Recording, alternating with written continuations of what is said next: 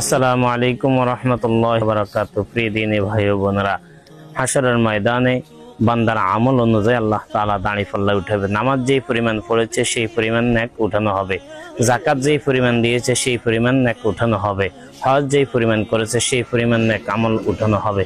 কিন্তু বান্দাদের বিপদে পড়ে ধৈর্য ধরেছে, ধৈর্য ধরার কারণে বেগয়রি হিসাব অগণিত সওয়াব আল্লাহ তাআলা উঠাই এই বান্দা বান্দিকে আল্লাহ তাআলা জান্নাতুল ফিরদাউস দান করবেন। কারণ আল্লাহ তাআলা বলেছেন কোরআনুল কারীমে, ইন্নামা ইউওয়াফাস সাবিরুনা আজরাহুম বিগাইরি হিসাব।